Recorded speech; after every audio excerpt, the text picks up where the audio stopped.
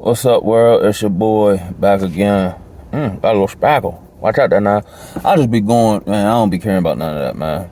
I'm actually marinating at the gas station before I go to work. I just want to drop a joint of a piggyback off of. And that's what I mean. I be having stuff, but I end up piggybacking off people. So this one, I'm piggybacking off of Pastor Dow and just embracing the journey. And oh, what a journey it is. Woo wee. And I think that's why maybe.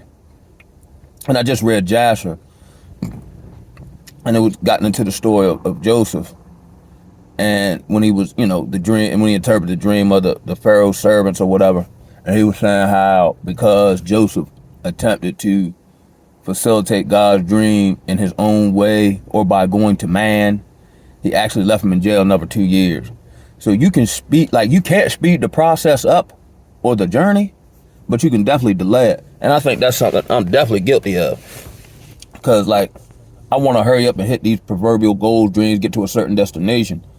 But it's actually in the journey where you get all the skills, attributes, so on and so forth that's needed that you then utilize once you get to where you're going.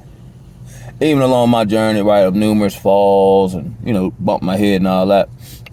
Once I kind of just said, man, I'm in it for the long haul and I take what comes with it and, learn from, every situation, even the most minute of just life circumstances. It has well equipped me mentally, emotionally, and spiritually to deal with stuff that most people fall apart behind. I tend to be solution-oriented guy, but sometimes there is no solution. The solution is you're going to have to outlast this.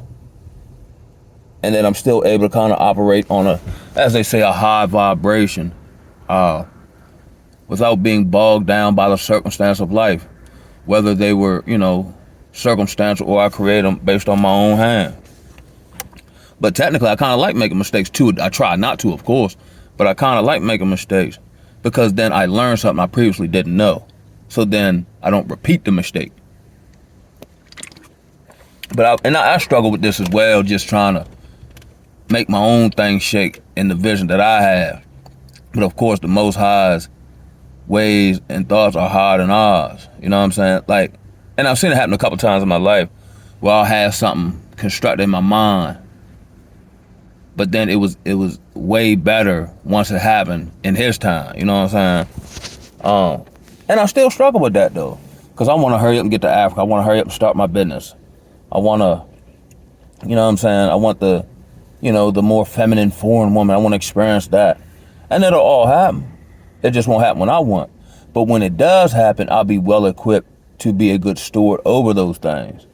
Having gone through the rain and the pain, the various life situations, effectively worked through it, you know what I mean? You gotta embrace it.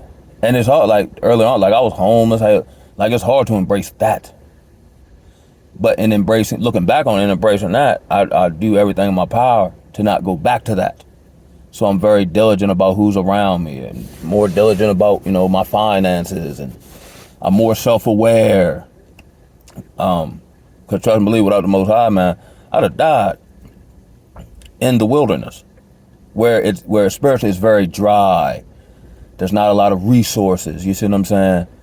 But he did, proverbially give me the water out of the rock. He did proverbially lead me by the pillar of smoke. You see what I'm saying?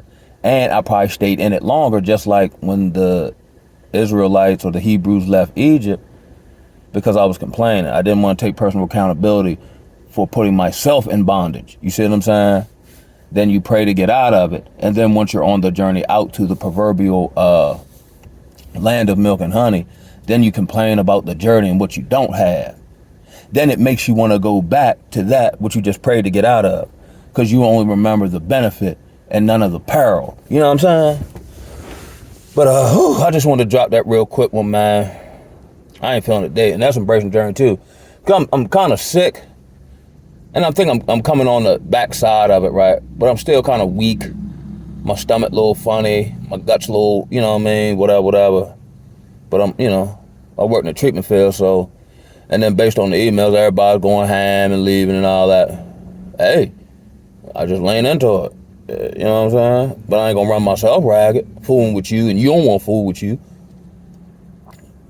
And the crazy thing, I seen through emails that are a couple clients that are coming back from when I previously worked there.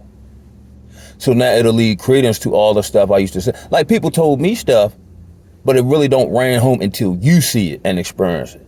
You know what I mean? So I just wanted to drop a quick one. I'm weak as I don't know what, bruh. But the spirit is strong.